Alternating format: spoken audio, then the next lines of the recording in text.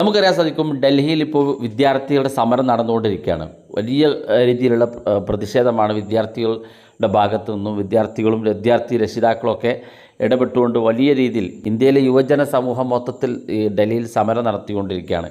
NEET എക്സാമുമായി ബന്ധപ്പെട്ട് അതിൻ്റെ paper ചോർച്ചയുമായി ബന്ധപ്പെട്ട് തുടങ്ങിയ ആ ഒരു സമരം 20 ദിവസത്തോളേറെ പിന്നിട്ട് കഴിഞ്ഞു. പക്ഷേ ഈ ഒരു വാർത്തകൾക്കിടയിൽ ഒരു പ്രധാനപ്പെട്ട ഒരു വാർത്ത നിങ്ങൾ ശ്രദ്ധിച്ചിട്ടുണ്ടാവും. നിങ്ങൾക്ക് സ്ക്രീനിൽ കാണാൻ സാധിക്കും. ഇൻ്റർനെറ്റ് കട്ടായാലും നമുക്ക് ഡൽഹിയിൽ പോലീസിനെ വട്ടം കറക്കി ബിറ്റ് ചാറ്റ് എന്നുള്ള ഒരു മെസ്സേജ്, ഒരു ന്യൂസ് നിങ്ങൾ എല്ലാവരും ശ്രദ്ധിച്ചിട്ടുണ്ടാവും. എന്താണ് ബിറ്റ് ചാറ്റ് എന്നുള്ളതാണ് നമ്മൾ ഇന്നത്തെ വീഡിയോ പരിശോധിക്കുന്നത്. തീർച്ചയായിട്ടും നമ്മളൊക്കെ അറിഞ്ഞു വെക്കണം.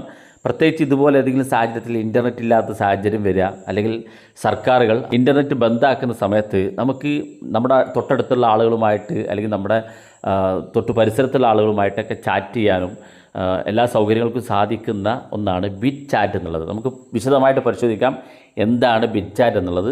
തീർച്ചയായിട്ടും ടെക്നോളജി കാലത്ത് നമ്മൾ അറിഞ്ഞിരിക്കേണ്ട വളരെ ഇമ്പോർട്ടൻ്റ് ആയിട്ടുള്ള ഒന്നാണത്. വീഡിയോ മുഴുവനായിട്ട് കാണുക, നിങ്ങളുടെ സുഹൃത്തുക്കൾ കൂടി വീഡിയോ ഷെയർ ചെയ്ത് കൊടുക്കുക. നമ്മൾ പ്ലേ സ്റ്റോറിൽ നമുക്ക് ബിറ്റ് ചാറ്റ് എന്ന് സെർച്ച് ചെയ്താൽ ഇതുപോലൊരു ആപ്പ് കിട്ടും. ഇതാണ് ആ ഒരു ആപ്പ്. വളരെ ചെറിയ MB ഉള്ള ഒരു ആപ്പാണ്. ഈ ഒരു ആപ്പ് നമ്മുടെ ഫോണിനകത്ത് ഓൾറെഡി ഉണ്ടായിരിക്കണം.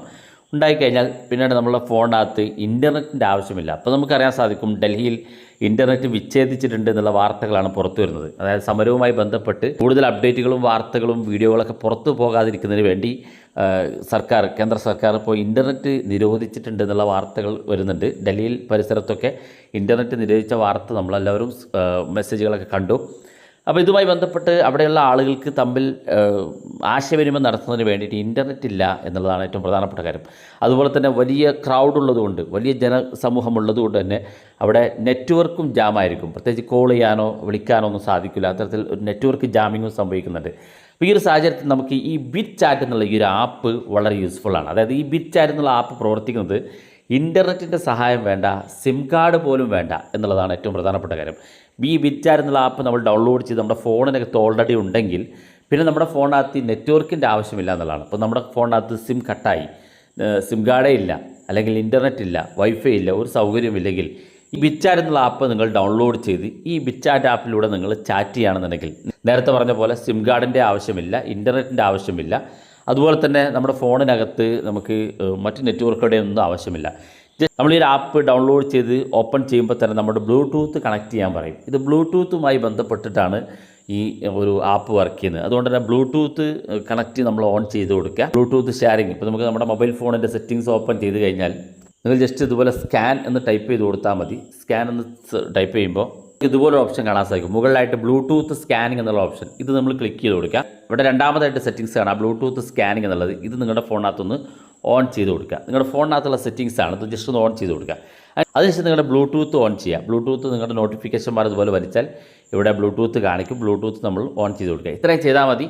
ജസ്റ്റ് ആപ്പ് ഒന്ന് ഓപ്പൺ ചെയ്ത് നോക്കിയാൽ നിങ്ങൾക്ക് തൊട്ടടുത്ത് നിങ്ങളുടെ ഡിവൈസുമായി കണക്ട് ചെയ്യാൻ പറ്റുന്ന, തൊട്ടടുത്ത് ഒരു ബ്ലൂടൂത്തിൻ്റെ ലിമിറ്റ് എത്രയാണോ അത്രത്തോളം പരിധിയിൽ നമുക്ക് നമ്മുടെ സുഹൃത്തുക്കൾ ആരെങ്കിലുമൊക്കെ ഉണ്ടെങ്കിൽ അവരുമായിട്ട് ചാറ്റ് ചെയ്യാനും അവർക്ക് എന്തെങ്കിലും ഇൻഫോർമേഷൻ പാസ് ചെയ്യാൻ വേണ്ടിയിട്ടൊക്കെ ഈ ഒരു ആപ്പ് ഉപയോഗിക്കാൻ സാധിക്കും. അതിന് ഇൻ്റർനെറ്റിൻ്റെ ആവശ്യമില്ല.